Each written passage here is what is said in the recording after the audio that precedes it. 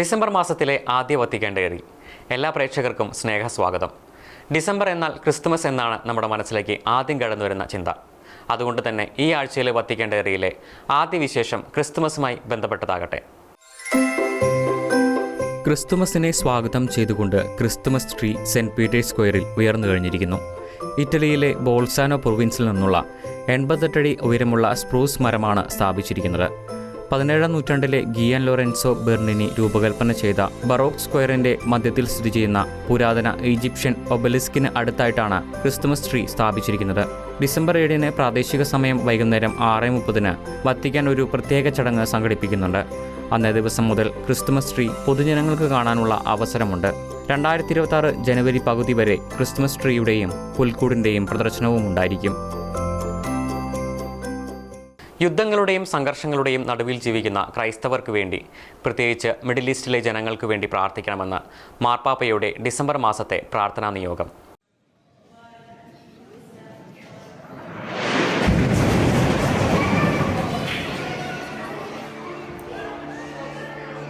Pops world wide prayer network November 25-ന് release ചെയ്ത വീഡിയോയിലാണ് പാപ്പ ഇക്കാര്യം വ്യക്തമാക്കിയിരിക്കുന്നത്.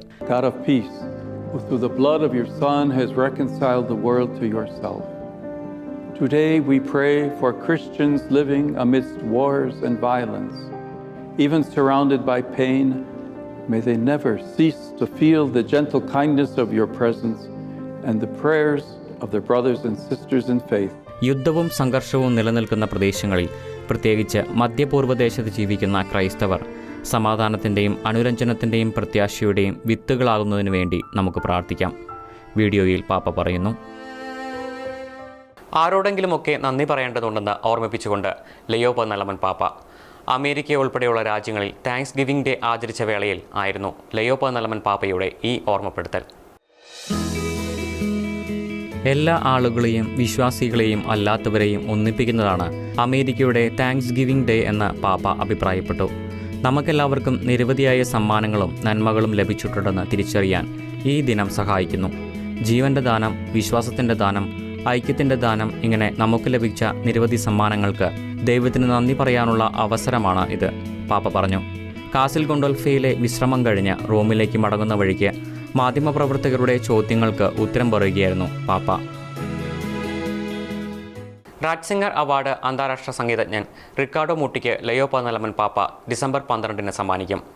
അന്നേ ദിവസം പോൾ 6 ഹാളിൽ നടക്കുന്ന ക്രിസ്തുമസ് കച്ചേരിയോട് അനുബന്ധിച്ചായിരിക്കും സമ്മാനദാനം. ജോസഫ് റാറ്റ്സിംഗർ ബെനഡിക്ട് 16 ഫൗണ്ടേഷനാണ് അവാർഡ് സംഘടിപ്പിച്ചിരിക്കുന്നത്. 2011 മുതൽ നൽകി വരുന്ന ഈ അവാർഡ് കലയിലും സംസ്കാരത്തിലും മഹത്തായ സംഭാവനകൾ നൽകിയ വ്യക്തികൾക്കാണ് നൽകി വരുന്നത്. വിവിധ ഭൂഖണ്ഡങ്ങളിൽ നിന്നുള്ള ദൈവശാസ്ത്രജ്ഞർ, ബൈബിൾ പണ്ഡിതന്മാർ, തത്വചിന്തകർ, കലാകാരന്മാർ എന്നിവർക്കാണ് അവാർഡ് നൽകുന്നത്. 1941 നേപ്പിൾസിൽ ജനിച്ച മുട്ടി പിയാനോയിസ്റ്റായിട്ടാണ് സംഗീത ജീവിതം ആരംഭിച്ചത്. വിവാഹത്തിന്റെ മൂല്യം ഉയർത്തിക്കാണിക്കുന്ന രേഖ വിശ്വാസ കാര്യങ്ങൾക്കായുള്ള ഡിക്കാസ്റ്ററി പ്രസിദ്ധീകരിച്ചു. ഏകഭാരിത്വത്തെ പ്രോത്സാഹിപ്പിച്ചും വിവാഹത്തിന്റെ മൂല്യം എടുത്തു കാണിച്ചും ലിയോ പാപ്പയുടെ അംഗീകാരത്തോടെയാണ് വിശ്വാസ കാര്യങ്ങൾക്കായുള്ള ഡിക്കാസ്റ്ററി രേഖ പ്രസിദ്ധീകരിച്ചിരിക്കുന്നത്. വിവാഹബന്ധത്തിൽ പരസ്പരം പൂർണ്ണമായും സ്വയം സമർപ്പിക്കാൻ സാധിക്കണമെന്നും, ഇല്ലെങ്കിൽ അത് പങ്കാളിയുടെ അന്തസ്സിനെ മാനിക്കാത്ത ഭാഗിക പങ്കുവയ്ക്കൽ മാത്രമായിരിക്കുമെന്നും രേഖ പറയുന്നു. രേഖയിൽ പങ്കുവയ്ക്കുന്ന പ്രധാന ആശയങ്ങൾ ഇവയാണ്. വിവാഹം പരിമിതിയല്ല, നിത്യതയിലേക്ക് തുറക്കുന്ന പ്രണയത്തിൻ്റെ സാധ്യതയാണ്. ഇണയുടെ സ്വാതന്ത്ര്യം അപഹരിക്കുകയോ മറ്റേയാളിന്മേൽ ആധിപത്യം അടിച്ചേൽപ്പിക്കുകയോ ചെയ്യരുത്. പരസ്പരം നിഷേധിക്കാതെ പുതിയ വെല്ലുവിളികളെ നേരിടാനും പരസ്പരം മനസ്സിലാക്കാനും അംഗീകരിക്കാനുമുള്ള കഴിവുമാണ് വിവാഹം.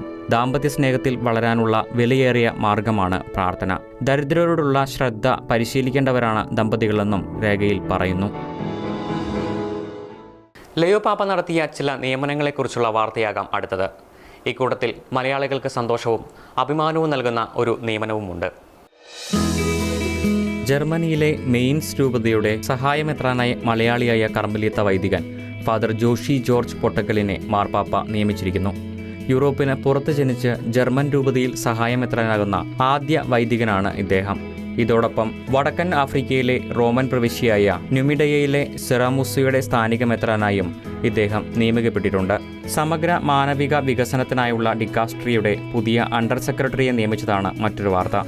മോൺസിഞ്ഞോർ ജോസഫ് ബർലാഷിനെയാണ് ഈ പദവിയിലേക്ക് ലയോ 14 പാപ്പ നിയമിച്ചിരിക്കുന്നത്. സ്ലോവാക്യ സ്വദേശിയായ ഇദ്ദേഹം 2020 ഒക്ടോബർ 1 മുതൽ വത്തിക്കാൻ സ്റ്റേറ്റ് സെക്രട്ടേറിയറ്റിൽ പൊതുകാര്യങ്ങൾക്കായുള്ള വിഭാഗത്തിൽ സേവനം അനുഷ്ഠിച്ചു വരികയായിരുന്നു. ലാത്വിയ പ്രധാനമന്ത്രി എവിക സിലിന ലയോ പാപ്പയെ സന്ദർശിച്ചു. നവംബർ 24 തീയതിയായിരുന്നു കൂടിക്കാഴ്ച. ലാത്വിയൻ രാജ്യത്തു നിന്ന് റോമിലേക്ക് നടത്തിയ ഔദ്യോഗിക തീർത്ഥാടനത്തിൻ്റെ 100ാം വാർഷികത്തിൽ മറ്റ് തീർത്ഥാടകർക്കൊപ്പം ലാത്വിയ പ്രധാനമന്ത്രി എവിക സിലിന ലയോ പാപ്പയെ സന്ദർശിച്ചു. ജൂബിലി വർഷത്തെ വിഷയമായ പ്രത്യാശ എല്ലാ ചോദ്യങ്ങൾക്കും ഉത്തരം നൽകുന്നുവെന്ന് അർത്ഥമാക്കരുതെന്നും മറിച്ച് ദൈവത്തിൽ ആശ്രയിക്കാനും ക്രിസ്തുവിനെ കൂടുതൽ അടുത്ത് പിന്തുടരാനുമാണ് അത് നമ്മോട് ആവശ്യപ്പെടുന്നതെന്നും പാപ്പ തീർത്ഥാടകരോടായി പറഞ്ഞു. നാദിയ ഹോലാഡറിനെ സംബന്ധിച്ച അത് തൻ്റെ ജീവിതത്തിലെ ഏറ്റവും അവിസ്മരണീയമായ നിമിഷമായിരുന്നു. ലയോ 14 പാപ്പയുടെ കൈകളിൽ നിന്ന് താക്കോൽ ഏറ്റുവാങ്ങുമ്പോൾ ഒരു സ്വപ്നം യാഥാർത്ഥ്യമായതിൻ്റെ അമ്പരപ്പിലായിരുന്നു നാദിയ.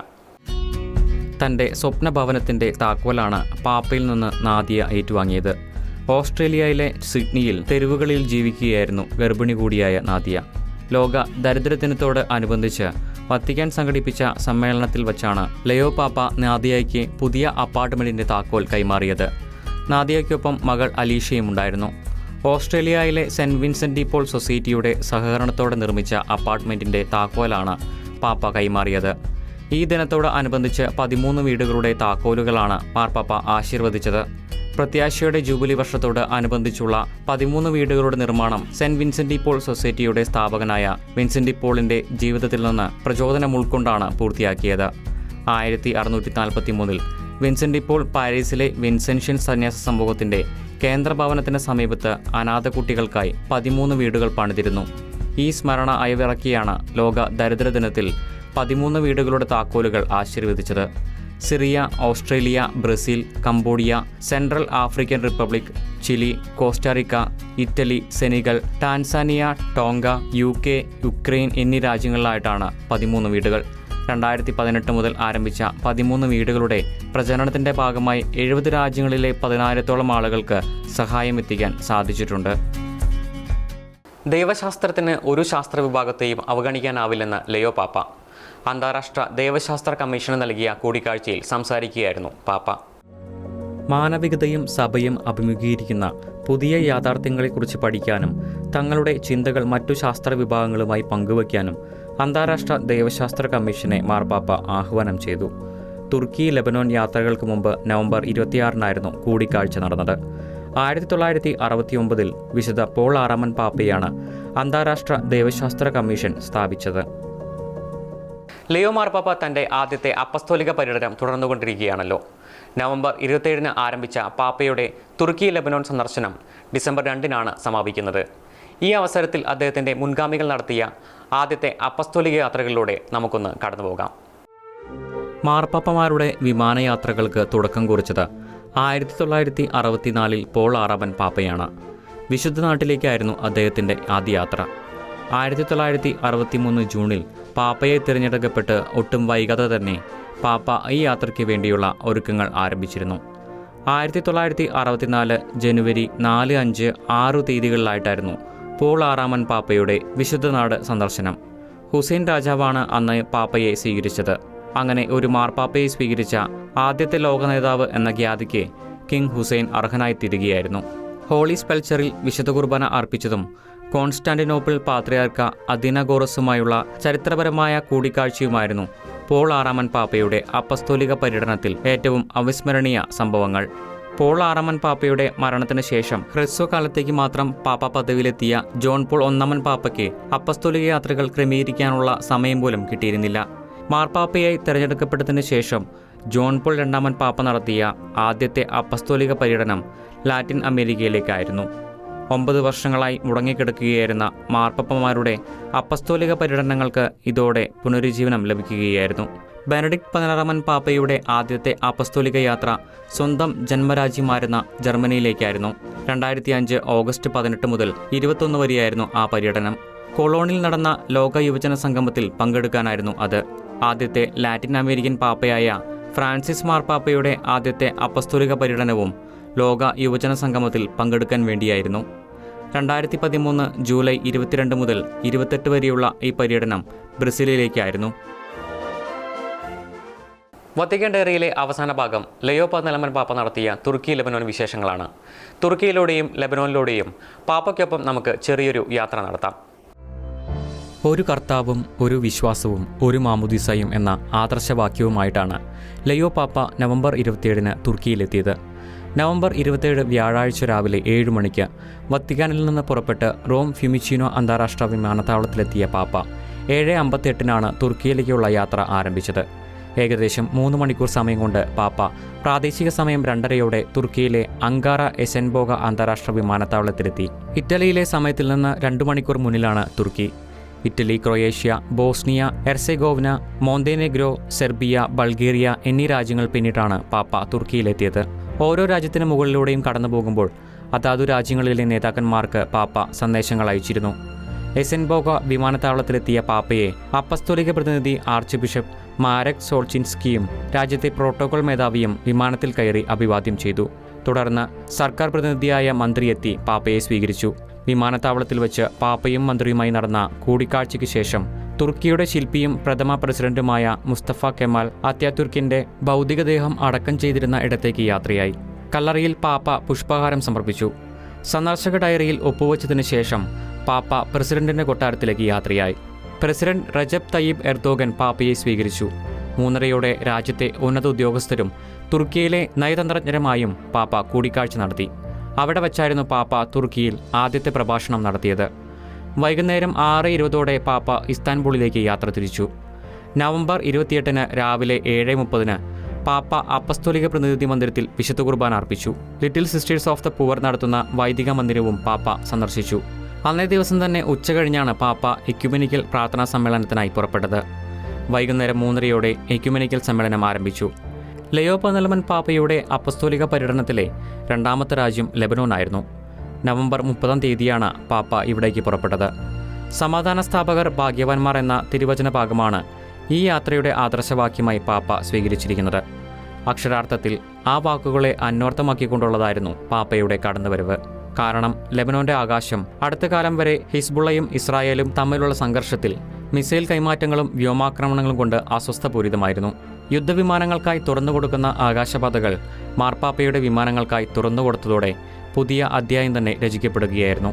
2019 ബഹുജന പ്രക്ഷോഭങ്ങളും കോവിഡ് മഹാമാരിയും 2020 ബെയ്റൂട്ട് തുറമുഖ സ്ഫോടനവും ലെബനോന്റെ ദുരിതങ്ങൾ വർദ്ധിപ്പിച്ചവയായിരുന്നു. ലെബനോണിലെ ബാബ്ദയിലെ പ്രസിഡൻഷ്യൽ കൊട്ടാരത്തിൽ ഞായറാഴ്ച നടത്തിയ പ്രസംഗത്തിൽ ഭരണസ്ഥിരത, സംവാദം, പൊതുനന്മയെ ലക്ഷ്യമാക്കിയുള്ള പ്രതിബദ്ധത തുടങ്ങിയവയാണ് പാപ്പ പരാമർശിച്ചത്. ക്രൈസ്തവ ഐക്യം, പ്രാദേശിക സ്ഥിരത, മിഡിൽ ഈസ്റ്റിലെ സഭയുടെ ദൗത്യം എന്നിവയിൽ ശ്രദ്ധ കേന്ദ്രീകരിച്ചുള്ളതാണ് പാപ്പയുടെ യാത്ര. വളരെ സങ്കീർണവും സംഘർഷപരവും അനിശ്ചിതത്വം നിറഞ്ഞതുമായ സാഹചര്യങ്ങളിൽ ഭരിക്കാനുള്ള അധികാരികളുടെ ബുദ്ധിമുട്ടുകളെ അംഗീകരിച്ച പാപ്പ ലെബനൻ ജനതയുടെ പ്രതിരോധശേഷിയെയും പ്രശംസിച്ചു. തോൽക്കാത്ത ജനത എന്നാണ് പാപ്പ അവർക്ക് നൽകിയ വിശേഷണം. ലെബനോൻ പ്രസിഡന്റ്, പ്രധാനമന്ത്രി, മറ്റ് ഉന്നതാധികാരികൾ എന്നിവരുമായുള്ള കൂടിക്കാഴ്ചയ്ക്ക് ശേഷം ഹാരിസയിലെ കർമ്മലേത്ത കന്യസ്ത്രീമാരുടെ കോൺവെന്റും പാപ്പ സന്ദർശിച്ചു. സുപ്പീരിയേഴ്സിനെയും ഓരോ സിസ്റ്റേഴ്സിനെയും വ്യക്തിപരമായി അഭിവാദ്യം ചെയ്ത പാപ്പ അരമണിക്കൂറോളം അവിടെ ചെലവഴിച്ചു. ദീർഘകാലമായി സംഘർഷവും അസ്ഥിരതയും മൂലം മുറിവേറ്റ ഒരു രാജ്യത്തിന് സൗഖ്യം നൽകാനുള്ള ദൗത്യനിർവഹണത്തിന്റെ ഭാഗമായിരുന്നു ലയോ 14 പാപ്പയുടെ ലെബനോൻ സന്ദർശനം. പാപ്പയുടെ ലെബനോൻ സന്ദർശനത്തിന്റെ തുടക്ക ദിവസത്തിലെ ചില പരിപാടികൾ മാത്രമാണ് ഇവിടെ ഉൾക്കൊള്ളിച്ചിരിക്കുന്നത്. അതുകൊണ്ട് തന്നെ എല്ലാ വിശേഷങ്ങളും ഇവിടെ പങ്കുവച്ചിട്ടുമില്ല. സമയപരിധി മൂലം വത്തിക്കാൻ ഡയറി ഇവിടെ പൂർണ്ണമാകുന്നു. അടുത്ത ആഴ്ച വീണ്ടും കാണാം.